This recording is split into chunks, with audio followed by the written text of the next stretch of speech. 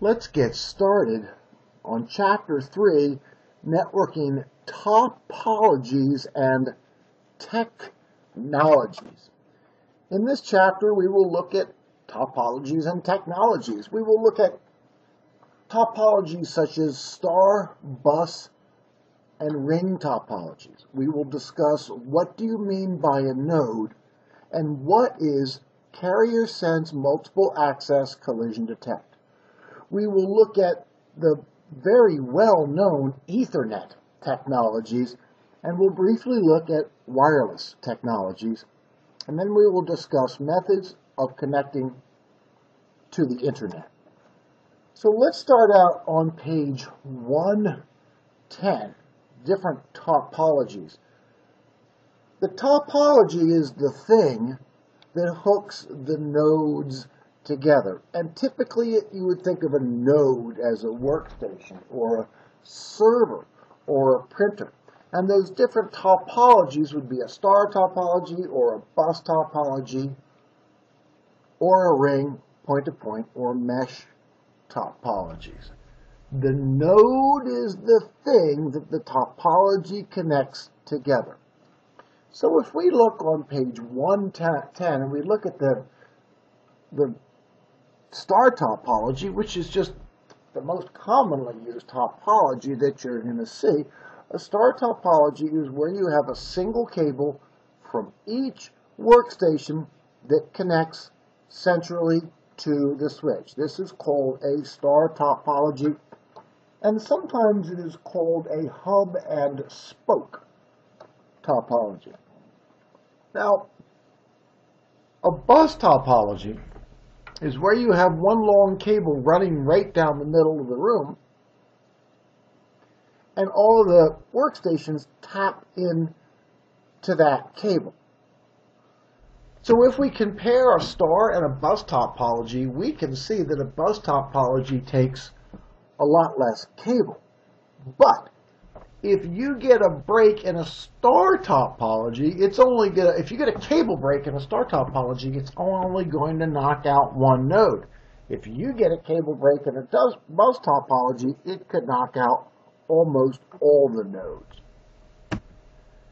Now, once again, this is a diagram of the extended star topology that we use here at CCBC Catonsville. In other words, we have two stars here. Each building uses a star topology whereby the workstations connect to the switch. In this building, and this building, and this building. Each building uses a star topology. And then the buildings themselves are hooked together in a star topology as well. So these are really two stars that we see here. An extended star topology, each individual network is a star topology, and then the backbone, the connection of those networks is also a star topology. Now, a ring topology is where you have a connection from node to node to node to node. And this is not a very good diagram of a ring topology, because in a ring topology, the node is usually not going to be a workstation. In a physical ring topology, such as fiber distributed data interface, which is used at Harvard Community College, we have a ring topology, but what that ring topology hooks together is separate buildings. In other words, in this example, each node is a building. Now, within each building, we have a star topology. And the nodes within the star topology within each building are workstations. But the ring topology is used to hook the buildings together, in which case the node is now an entire building or an entire network. So this introduces the concept of what a node is. And you typically think of a node as a workstation or a server, but a node can also be an entire network or a building. Now let's look at a mesh topology. A mesh topology is really a series of point-to-point topologies, which is introduced on page 116. So what we have is we have two buildings and we hook them together in a point-to-point topology. Notice the node here is an entire building. And then we get another building and there's another point-to-point connection and another building and there's another point-to-point connection. Now the problem here is if we get a single cable break, it's going to knock out communications between two or more buildings. So for fault tolerance, we add additional point-to-point connections, and this is called a mesh topology. And you never would use a mesh topology to hook workstations to workstations. A mesh topology is used typically to hook buildings together, or really more accurate, to hook entire sites together. In other words, let's think about the internet. The first nodes on the internet were in entire sites. A node was an entire site, and these three sites were hooked together. And of course, we get a cable break, we lose communications. But what we do is we add additional point-to-point connections, and that provides fault tolerance. A mesh topology is a group of point-to-point connections which provides fault tolerance, and you would never see a mesh topology hooking workstations together. A mesh topology is typically used to hook entire sites together. So this goes to show that a node could be considered to be just a workstation or a server, or a node could be considered to be an entire building or network, or a node could be an entire site, as in the internet. So a node can be a workstation, server, so a node can be a workstation or a printer, or a building or a network, or an entire site. And different topologies include star, bus, ring, point-to-point, and mesh. So let's leave topologies and move on to network technologies. And these are also known as network architecture: Ethernet, token ring, FDDI, and Wi-Fi. Let's focus on Ethernet. Ethernet, actually there are several Ethernets, and Ethernet is a standard, or a group of standards. You've got old 10 base T and old 10 base 2 and 100 base T, and then Gigabit Ethernet, which everybody is using these days. So let's look at these different Ethernet technologies. What really makes Ethernet is the access method which is used, page 24. An access method is used to prevent collisions on the wire. What do you mean by a collision? Well, have you ever been on an airport and you're listening for your flight and somebody is talking over a loudspeaker, you're trying to listen, and then somebody else at the other end of the airport picks up a microphone and they're talking over the loudspeaker, and both of these voices are going at the same time, and you can't understand what each one is saying. That's what a collision is. A collision is when two computers send a signal at the same time, and anybody listening is not going to be able to make any sense of it. CSMA, Carrier Sense Multiple Access Collision Detect, is an access method, and its purpose is to prevent collisions. So let's just review what's meant by a collision. Very important concept to understand. A collision is when two computers send a signal at the same time, and any computers listening hear both signals at the same time, and it doesn't make any sense at all. But let's back up and review what's meant by a packet. Now, a packet, as you know, is a signal which is made of data information and header information. So workstation 3 might want to send ABC to workstation 1. So when workstation 3 puts a signal on the wire, it puts a packet on the wire, and the packet says this is going to workstation 1, and the signal is ABC. Now, when the packet hits workstation 2 might hear the packet, but it will ignore the packet because the packet's going to workstation 1. Conversely, if workstation 3 is going to send a packet to workstation 2, the header will say it's going to workstation 2, and the data will say it's ABC. Now, will the packet hit workstation 1? Well, yes, because the electricity goes all the way down the wire. The packet will hit workstation 1. Workstation 1 will see that it's going to workstation 2, and therefore workstation 1 will ignore it. So the point is, even though workstation 3 is sending a packet to workstation 1, the signal will hit workstation 2.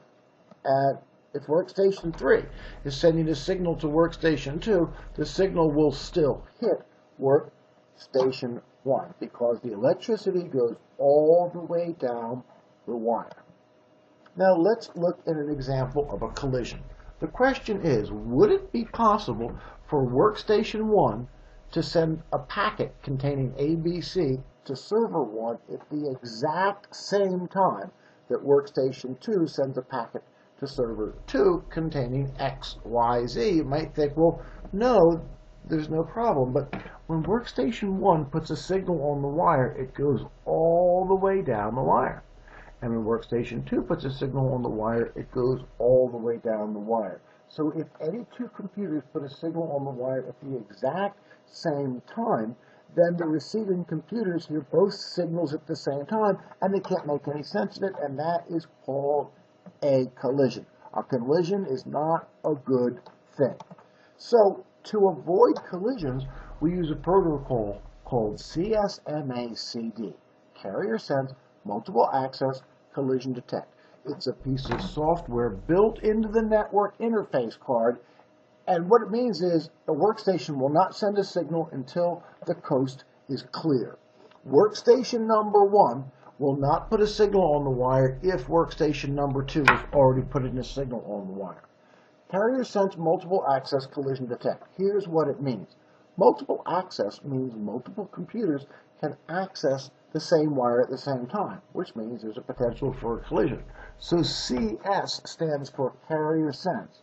And what that means is, before workstation 1 puts a signal on the wire, it does a carrier sense to determine whether or not there is any signal already on the wire. In other words, is the coast clear?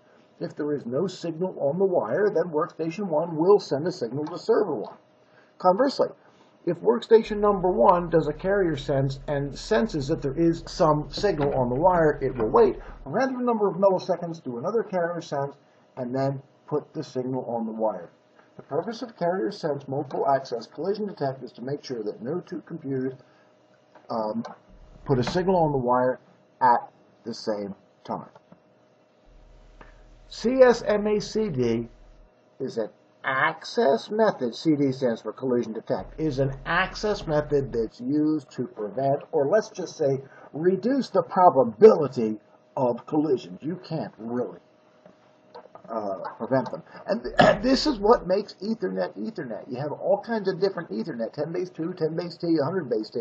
But the point is they all use the same access method.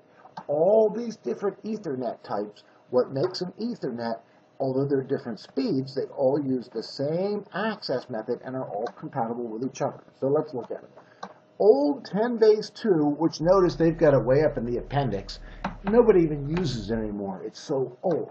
But 10 base 2 uses coaxial cable and a bus topology.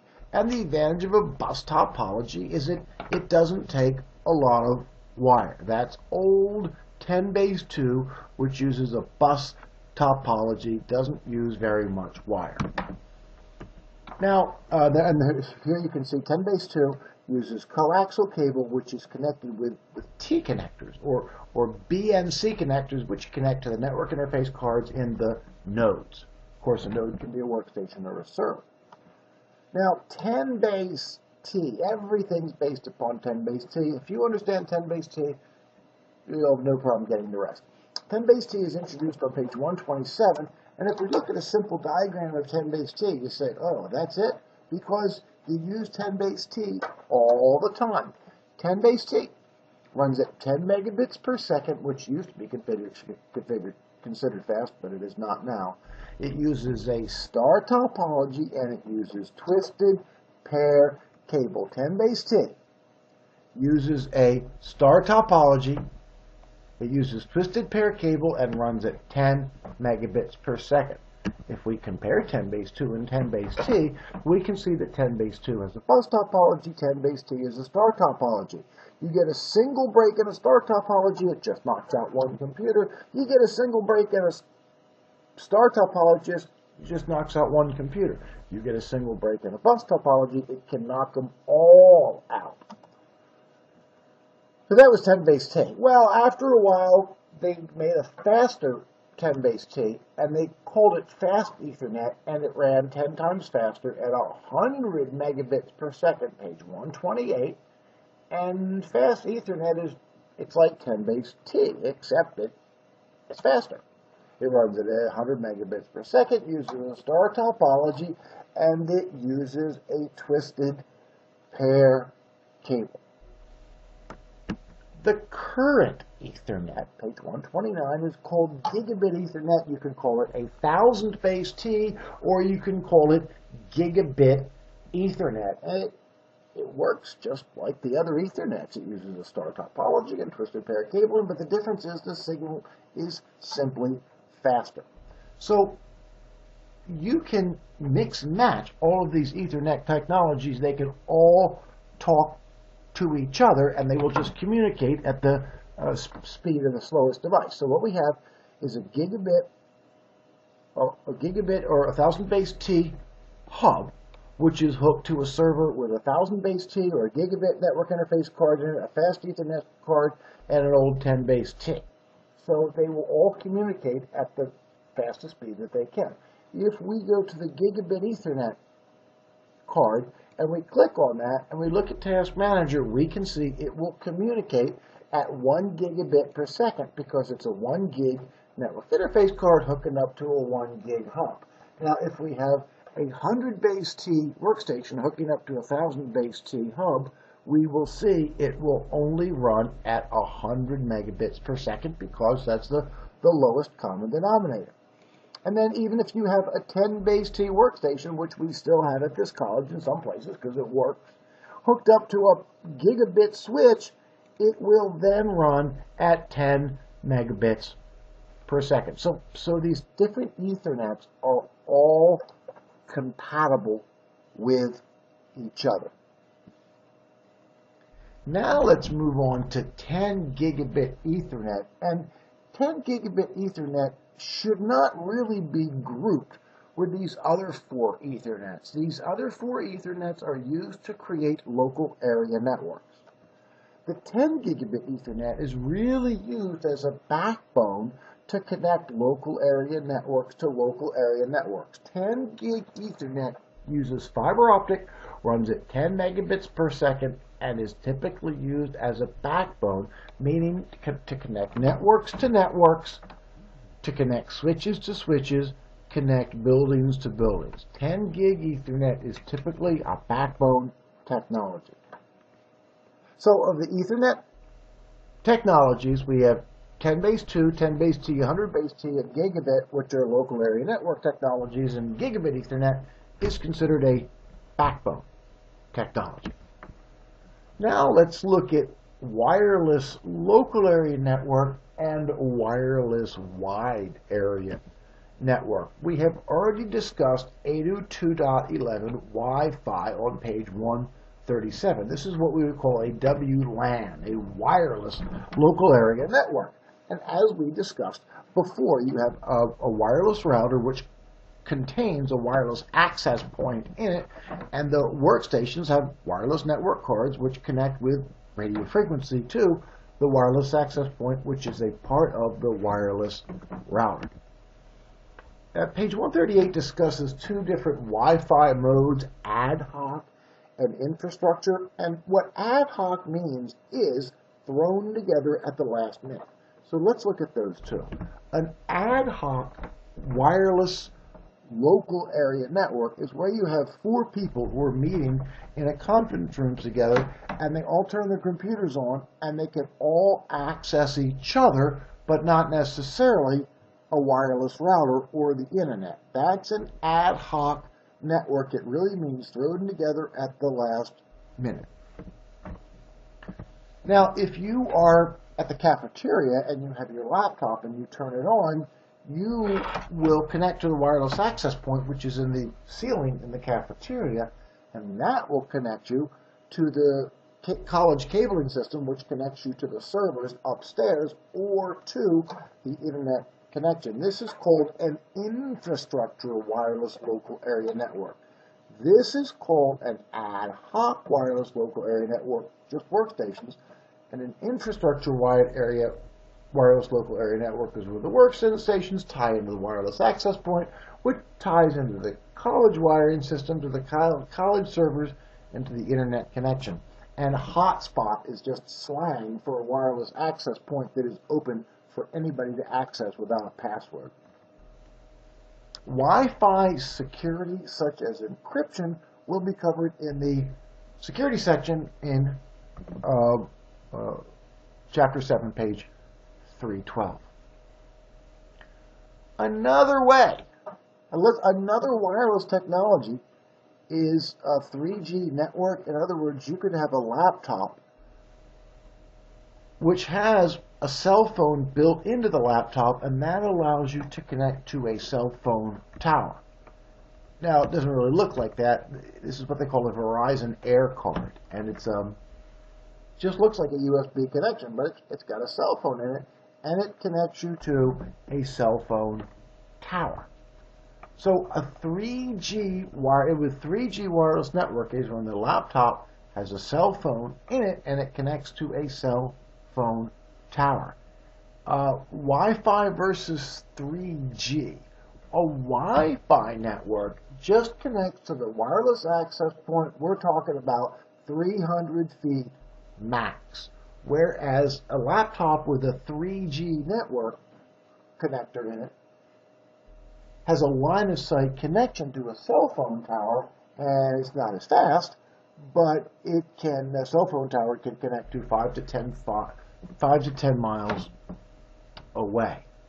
Wi-Fi versus 3G. You could have a laptop, which is a wireless laptop, which connects to a wireless access point 300 feet away, or you could have a laptop which has 3G network in it, a broadband which connects to a wireless tower. If you're in the middle of nowhere and you're lost, this is the one that you want to have.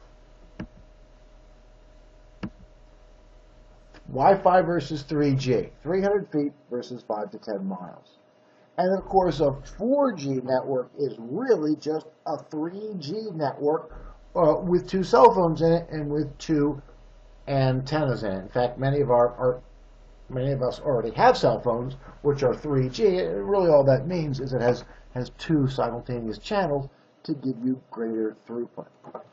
When we talk about page 149 WiMAX, the 802.16 standard, really that is just a 4G network. It's where the wireless router in your house connects to the workstations, but instead of hooking to a DSL line, it itself is a telephone line, and it connects to a cell phone station, a cell phone tower, and that connects you to the internet. So this is called WiMAX, which is really just a 4G network. If you are in a real remote area and they don't have DSL or a cable modem, you can use a satellite. Now, satellite is whereby you have a network interface card, a controller card, which plugs into the laptop. It has a coaxial cable which connects into the like the TV connection, which hooks up to the satellite. And when they first came out with satellite, they just did it for satellite TV, but now it's used for telephone as well as internet access. It's great for when you are in remote areas. That's wireless technologies. Now, page 144 discusses token ring, IBM token ring, and what are we talking about IBM token ring for? It only runs at 4 to 16 megabits per second. Nobody uses it anymore. Here's why. Because it's important to understand what is the token passing access method, and also the difference between a logical ring and a physical star. or I should say, token ring is a good example of a logical ring and a physical star. So here we go. Token passing is when a signal goes from one computer to the next computer to the next computer to indicate which computer has the right to send data. A computer will not put a signal on the wire until it receives the token. A token is simply a signal that one computer sends to the next computer, and that token says, you have the right to send data. The purpose of token passing is to prevent collision, to prevent any two computers from sending a signal at the same time. So token passing is an access method. It works totally different from CSMA-CD, but the idea is the same, to prevent from having collisions. Token passing, the right to send data goes from one computer to the next, to the next, to the next. But when you look at the cabling of token ring, it might be a logical ring, but it's a physical star. When you wire it, there's a straight wire, a single wire that goes from the multi-station access unit to the individual workstation. So it looks to me like a star topology, a single cable that goes from the workstation to the hub. But the signal goes from this guy to this guy to this, from this PC to this PC to this PC to this one to this one to this one, and back around to the first. That's what they mean by a logical ring, meaning the signal goes from one to the next to the next to the next to the next, and then comes back around, but it is wired as a physical star. Tricky concept. Token ring is a physical star and logical ring. Now let's turn to page 145, Fiber Distributed Data Interface, which uses a ring topology, and it really is a physical ring topology. It uses fiber optic cable, which of course is fast, runs at 100 megabits per second, which used to be fast. It uses the token passing access method, and this can be 60 miles in size. As I mentioned, this is what they use at Harvard Community College to hook their buildings together, and the buildings are not that far apart, but that's fiber distributed data interface, ring topology, fiber optic.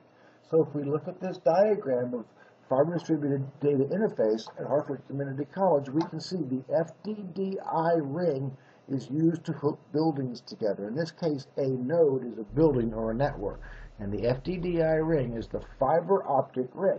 And if there is a cable break here, that's okay. The signal can still go around the other way. If there is a cable break, nobody is knocked out, because the signal can still go around the other way. This is an example of the advantage of the fault tolerance of a physical ring.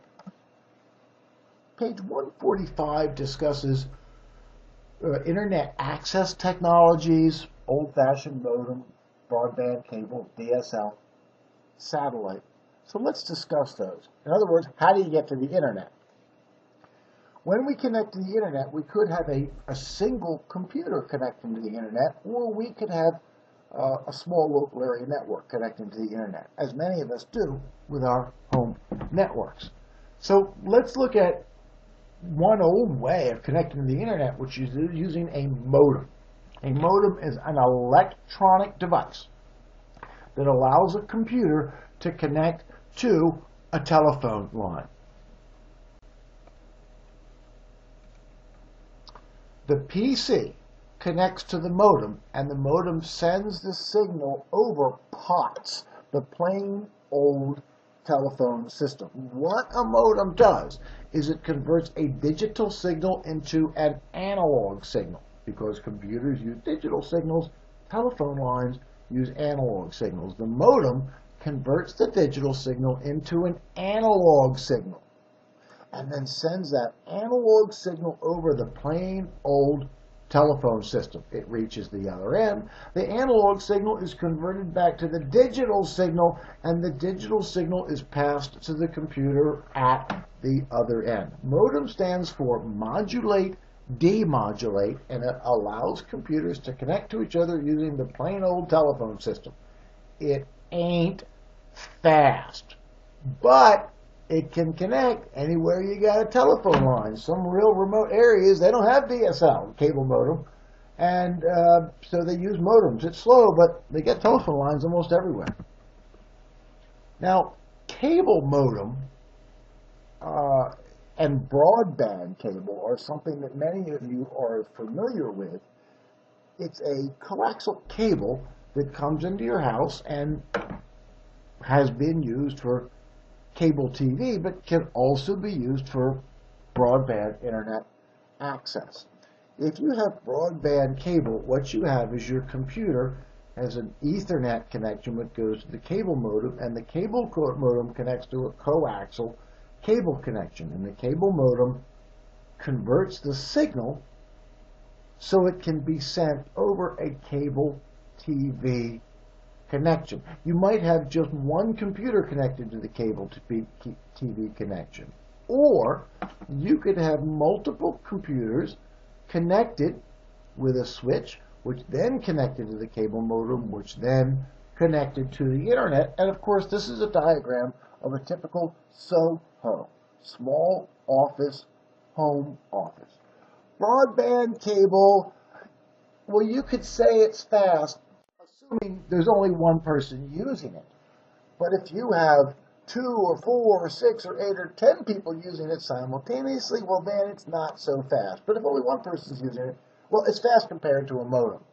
It's 1 to 6 megabits downstream, which is for downloads, which is usually sufficiently fast for most users, and 1 megabit per second upstream, and it is highly variable due to conditions. Now, the internet service providers claim that the speed is up to 15 megabits per second. Well, if I take my car and I drive it down a mountain and I look at the miles per gallon that it's getting 75 miles per gallon. So you could say that my car gets up to 75 miles per gallon, but that's only when I'm going down a mountain. So broadband cable is fast if you only have 1 or 2 people connected.